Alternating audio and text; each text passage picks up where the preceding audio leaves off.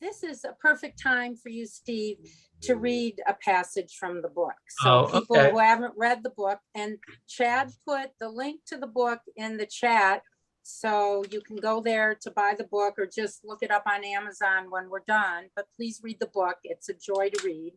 Okay. So Steve's going to read a little bit now. I've picked the section where Harley, the guy that has the death threat, has gotten a death threat, and he's also been named the lead drug reporter at the paper based on this horrible reporting that he did. But he's got a death threat. He's going to be written up the next day in the Dallas Morning News. He's feeling kind of good about himself, and the paper puts him into a hotel for his own for his own safekeeping.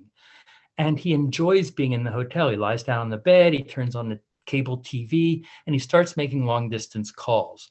Now, that's, it's the time. And one of the things that we're going to see in this chapter is two of the characters that are going to appear in this chapter, sort of,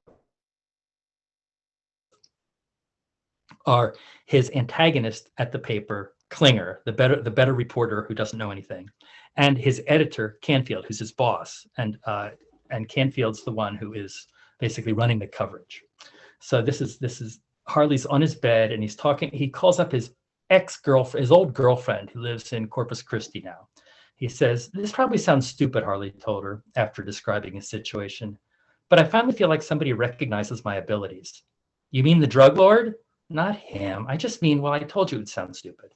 "You mean," Cheryl said, "that when we went out to West Texas, you expected to be a star. And now," she went on, all these years later, you're finally getting some sort of notoriety, even if it comes with the inconvenience of a death threat." "Not really," he said.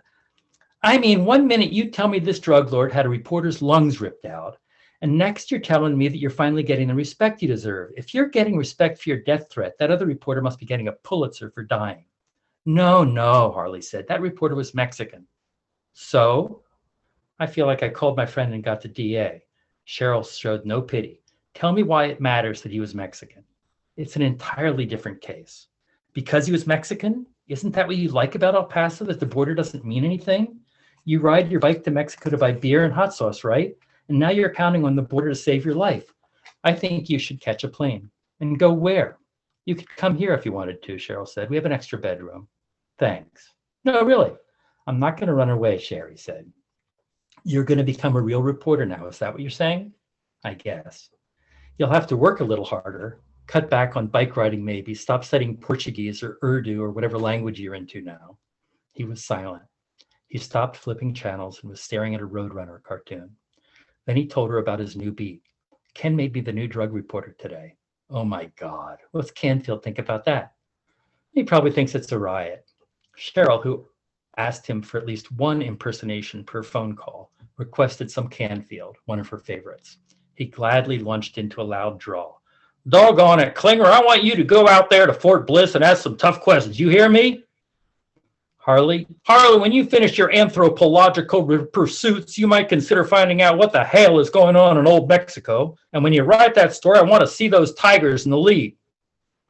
Doing voices lifted his spirits. He said goodbye to Cheryl and wandered into the hotel bathroom, shouting newsroom orders in Canfield's drill sergeant voice. When the phone rang, he ran to it and without thinking answered with Canfield's, "Hello?" "Dwayne?" It was Hank Klinger, sounding very confused. Harley harbored very few resentments, but everything about Klinger irked him. The young reporter was Canfield's favorite. He was astonishingly ignorant, but at the same time an excellent reporter, probably because he didn't mind asking stupid questions and was perfectly happy to bother people. His ambition was boundless. Harley even found himself objecting to Klinger's haircut, a mullet that crept down his neck in blonde curls. With the bewildered Klinger on the line, Harley decided to stick with Canfield's voice. "What the hell are you calling for here, Klinger, you doggone weasel?" "But you told me to," he added a plaintive, "remember?" All right. You want to talk to Harley?" "Yeah, please." He paused, then returned his own voice. "Hi, Hank." "Hi." Klinger had never sounded so meek. "Don't tell me you're working this story with me," Harley said. "Yeah, Canfield must have told you." "Yeah, now he's raiding my minibar." "Hey," he shouted away from there. "Easy on those cashews, Dwayne. They're $2.50 a pop and fattening." He turned his attention to Klinger. "So you're working this the story with me, but you don't know any Spanish, right? Oh, I know some. How about if I get started tonight looking up Stevenson? That's the photographer that was beaten up. Klinger proposed. Okay, Harley said. Can I talk to Dwayne again for a minute? Klinger asked. Harley didn't feel like bringing back the city editor's voice. Klinger might detect something on a second hearing. He's taking a dump, he said. In your bathroom? Where else? Klinger sounding disgusted, signed off. So